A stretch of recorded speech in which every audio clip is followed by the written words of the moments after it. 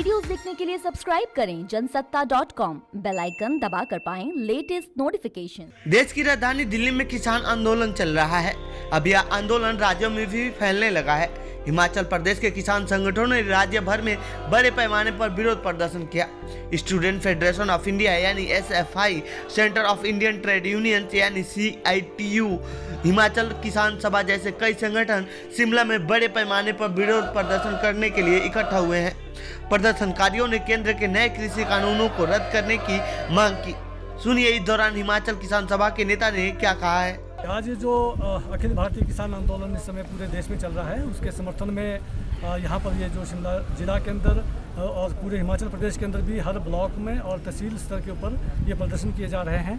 और आज 11 जिलों में लाहौल स्पीति को छोड़ के, क्योंकि वहाँ बर्फ़ के चलते वो कुल्लू आई है वहाँ की टीम, तो वहाँ पर कर रहे हैं। मुख्य जो आप जानते हैं सभी की मुख्य जो बात है आज की, जो सरकार जिसमें अड़ियल रवैया दिखा रही है और इन 3 कानूनों को लेकर के जो विवाद इसमें चला है, हम हिमाचल प्रदेश की ओर से जो यहाँ के मुद्दे की एक तो ये जो एग्जाम्पल या सेट हो गया है पहले से ही कि बागवानों का पिछले 5-6 सालों से जिस लड़ाई को लड़ रहे थे, उस लड़ाई के चलते आज उसको पूरे देश में लागू करने के लिए सरकार आतुर है कि वो मंडियों का कानून कमज़ोर करते हुए और जो कंपनियों को और अंबानी अडानी की जो कंपनियाँ उनको फ़ायदा पहुँचाने के लिए और उसका एक तजुर्बा यहाँ पर करते हुए, तो हम ये मांग इनसे करना चाहते हैं सरकार से कि ये जो न्यूनतम समर्थन मूल्य का जो कानून है उसको क्यों लागू नहीं करना चाहती है, क्यों उसको लाने चाहती है और उसको लिखित रूप में उसका कानून का दर्जा देकर के उसको सामने लाए। वो किसान की मुख्य मांग है। महाराष्ट्र के समाज सेवी अन्ना हजारे द्वारा किसानों के समर्थन में अनशन शुरू करने की आशंका को देखते हुए केंद्रीय परिवहन मंत्री नितिन गडकरी ने भी इस बात का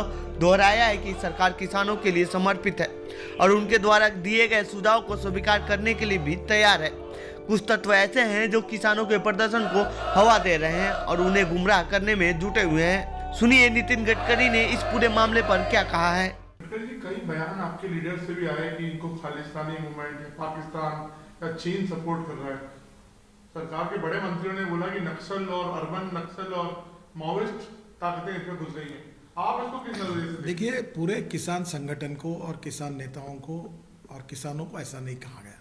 देखो, मेरे भी समझ में आया था। हमारे नागपुर के पास एक गढ़चिरौली डिस्ट्रिक्ट है, नक्सलाइट डिस्ट्रिक्ट है, उसमें एक व्यक्ति को पकड़ा गया, उसको जमानत तक नहीं मिली, कोर्ट में अभी जेल में है, जिसका किसानों से साथ डायरेक्ट इनडायरेक्ट कोई संबंध नहीं। उसका फोटो इस आंदोलन में दिखा, मेरे समझ में नहीं आया। दिल्ली में जिन्होंने एंटी नेशनल भाषण दिए और जिनका कोई देश के साथ संबंध नहीं और किसानों के साथ कोई संबंध नहीं, जिनका किसानों के मांगों से डायरेक्ट इनडायरेक्ट लेना, उनके फोटो दिखे हैं। तो मुझे बताइए कि ये कैसे आए इसमें। कुछ तत्व ऐसे हैं, सब संगठन और किसान ऐसे नहीं हैं, जो इस आंदोलन का फायदा लेकर किसानों को गुमराह करने की कोशिश कर रहे हैं और मुझे लगता है वो गलत है। तो बीच का रास्ता क्या निकलेगा आपके हिसाब से? देखो, चर्चा होगी, किसानों ने आना चाहिए, तीनों एक्ट को समझना चाहिए। हमारी सरकार गांव, गरीब, मजदूर, किसान के हितों के लिए समर्पित है। जो भी नए सुझाव वो देंगे उसको स्वीकारने के लिए तैयार है और किसानों के साथ हमारी सरकार में कोई अन्याय नहीं होगा।